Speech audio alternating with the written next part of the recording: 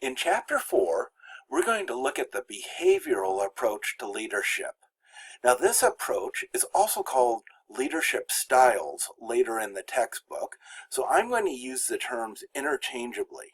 Behavioral approach because it focuses on the behavior of the leader, but leadership styles because we're going to be dealing with what can be considered styles. First of all, let's talk about what is a style. A style, in the broadest sense, are the habitual choices that one makes in terms of behavior. For example, a lot of times we use style to talk about how people dress. What is my style for doing these videos? I habitually wear a solid colored shirt and a sports coat. That's my style for this for these leadership videos. So what is a leadership style?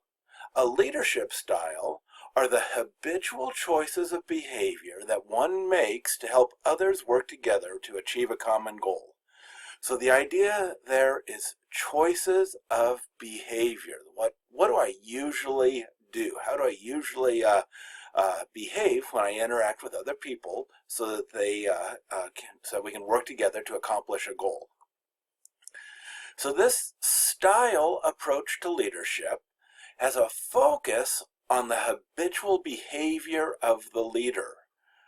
So this is different. We're not looking at traits or skills. We're looking at behavior, what the leader actually does. And in this specific style approach that we're looking at, it focuses exclusively on how leaders tend to act along two crucial dimensions. Two types of behaviors. So what are these types or groups of behaviors? The first is task behaviors, in contrast to relationship behaviors. Now, task behaviors are things that you do to get tasks done, to get the work done. It's things that you do to help group members achieve goals and objectives. Sometimes this is called initiating structure or concern for results. Now you might be saying, well, isn't that everything that a leader does? Well, no, a lot of times, instead of just being focusing on the task, the leader needs to be focused on the people that he or she is trying to lead. And so those would be relationship behaviors.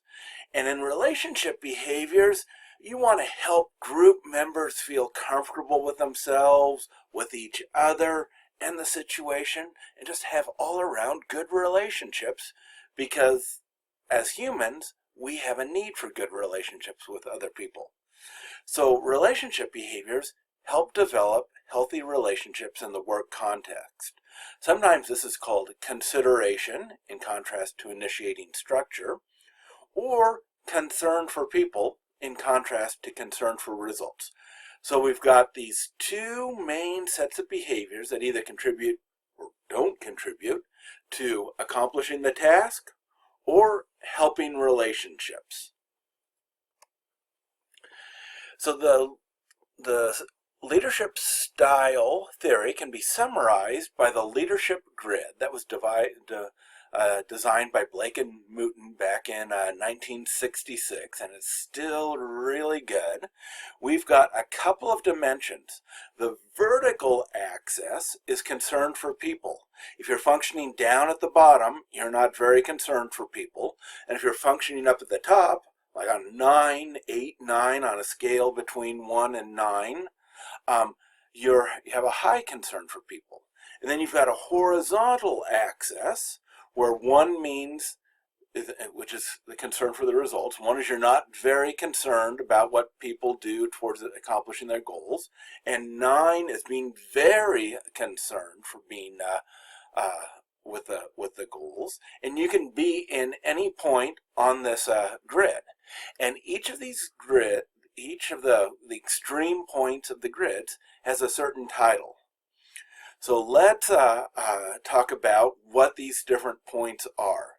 Down in the bottom, with low concern for people and low concern for results, that 1-1 corner is called impoverished management. And that's where the manager or the leader isn't very concerned about people and isn't very concerned about results. They don't do much. They just kind of let people do what they want to, maybe just do enough to get the minimum amount of work done, but there's no real concern shown for either results or for people. So that's impoverished leadership or management.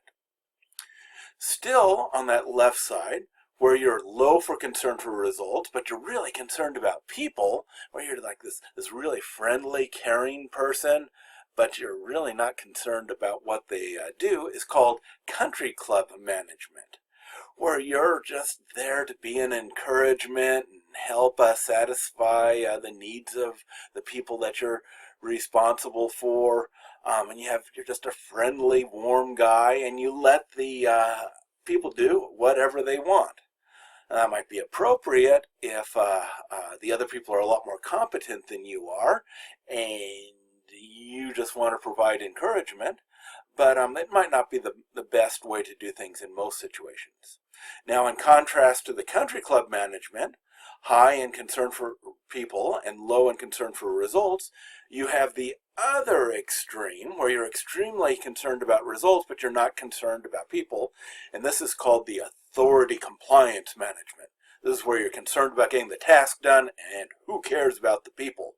And so this is you make sure that people do what they're supposed to do, and you don't necessarily take into consideration their needs as humans for good relationships.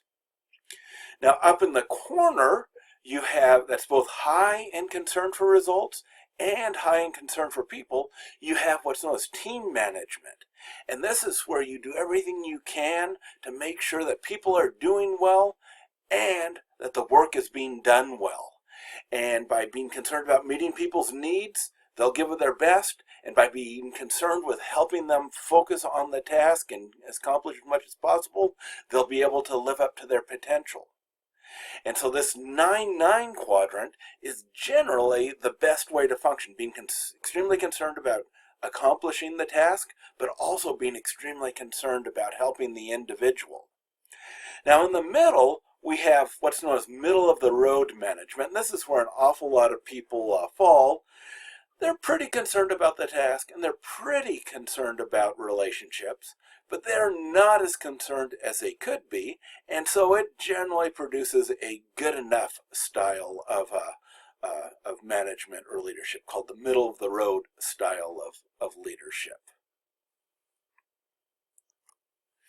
So this style approach that basically says you need to be really focused on the task and you need to be really focused on the person when you're leading them has a lot of strengths. First of all, it's a major shift in leadership research and leadership theory. It doesn't focus just on the leader and what they're like on the inside, but it focuses on the behaviors and actions of leaders concerning the followers. So this is very different than the two previous theories that we looked at. Secondly, it's easy to understand and apply. These two categories of behavior, task and relationship, have been validated by a broad range of research. These two categories of behaviors have been observed over and over again, and constantly their impact has been validated. And they're easy to understand, so it allows leaders to classify and evaluate their own behaviors. So if you're in any position of leadership now, whether it's at home or at school or at work, you can look, aha, what am I doing to accomplish tasks, and what am I doing to strengthen relationships?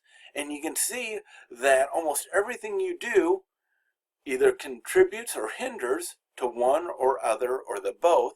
So it provides a really useful tool for us to evaluate our own leadership. And so personally, this is one of my favorite approaches to leadership, because I can constantly be evaluating, okay, is there the need for task? Is there the need for relationship? What am I doing in terms of promoting or hindering task accomplishment or developing relationships? It's just a really good tool for self-evaluation. Now, it might not be perfect. The criticisms of this approach is that it predicts that the most effective leadership style is a high style, high task, high relationship. Now, research indicates that this is usually true, but not always. Sometimes, if you're in a situation where one of your responsibilities is to save the budget, cut, fire people, you might not be able to do that if you have a high relationship style. So, and sometimes when you're working with very professional people who are extremely competent, they don't need much direction, and you need to give them a just relationship, and they can accomplish the task perhaps better than you can. So there's some situations where the high style is not the best style, the most appropriate for the situation. But nevertheless, employees are always more satisfied with supervisors who have a high concern for them. It's something, that high concern is something that always goes over well in long-term relationships. If you want to get employees to stay and be committed to developing and being committed to the organization. But in general, we can say that no universal style of leadership is effective or ineffective in all situations. Now, I teach at Azusa Pacific University, a Christian university, and we like to reflect on some of these concepts from a biblical perspective. And this idea of emphasizing both task and relationship is a really important biblical principle. In 1 Corinthians 13, a whole chapter that's written about the importance of love, it compares accomplishing great tasks with the importance of love. And it says, if I give all I possess to the poor and surrender my body to the flames, so if I'm doing all kinds of great tasks, all kinds of great things, but have not love, if I don't have love, I gain nothing. It doesn't count for anything. If I'm not loving people, if I don't have good relationships with them, if I'm not building a trusting relationship because I'm honest and caring and trustworthy, doing all these great things really isn't accomplishing anything in God's sight. So accomplishing great tasks without having good relationships doesn't count in God's eyes.